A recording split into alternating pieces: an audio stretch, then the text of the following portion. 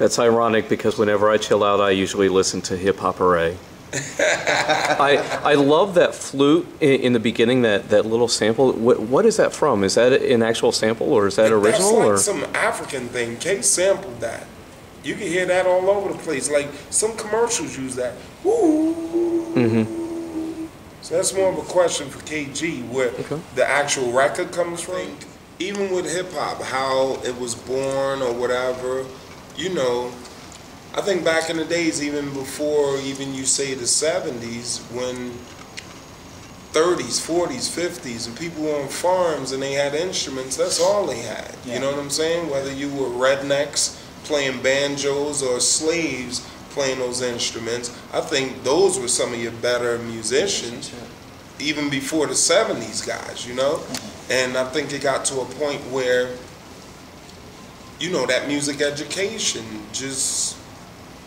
they stopped it. You see what VH1 saved the music. Sure. Why on earth would government, why on earth would the education system take instrumentation out of the school system? Right. Why would you not have your kids learn the piano, learn the guitar, learn instrumentation? Well, that's why the NAMM show that we were talking about in Anaheim, they have a thing like that, that they bring a lot of artists collectively, whether the rappers, Stevie Wonder, people like that, they bring the music to the students so that they can keep that music education going. Exactly. Yeah. But why do you have to fight for that? Why do you have to fight for that if you're in the educational system and you're supposed to be learning? It's been proven that if you take a child and teach them instruments, it's going to help their intellect, it's going to help their IQ, it's going to help them just understand shit, period. It's the dumbing down of the masses that take advantage. I'm trying to remember, and I might be totally off base here.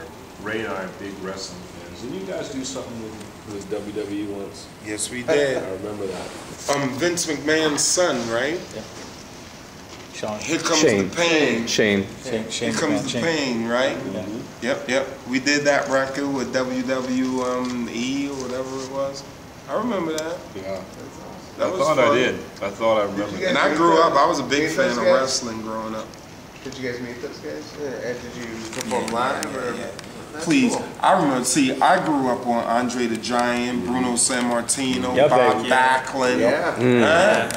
Let me tell you, at the Olympic Auditorium in Los Angeles, when the day when you could actually go up, the guys were coming out of the locker room and walking down the aisle, you could go up. I shook Andre the Giant's hand.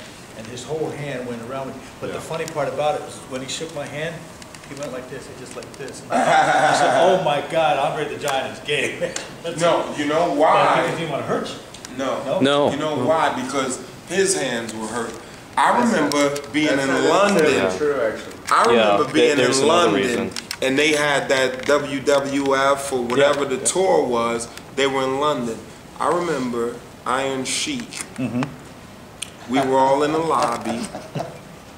You want to tell them the real Sheik, reason? I will. Yeah. I remember Iron Sheik looking for weed. He was like, yo, I'll give you tickets to the show if you can get me a bag of weed.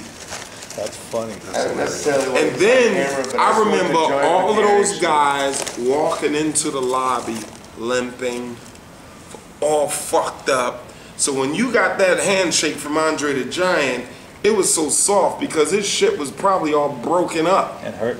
Well, what it is actually is when a wrestler shakes your hand, they're going to be light. Yeah. And what that's telling other wrestlers, like if you were in the wrestling industry and they didn't know it, what that's telling you from just their handshake is that they're not going to hurt you in the ring. If they have a firm grip, they're firm in the ring. And they're telling you that with just their handshake. Wow. It's a secret handshake. It's a fellowship in the brotherhood, yeah. I wrestled for 10 years. He refereed for 13.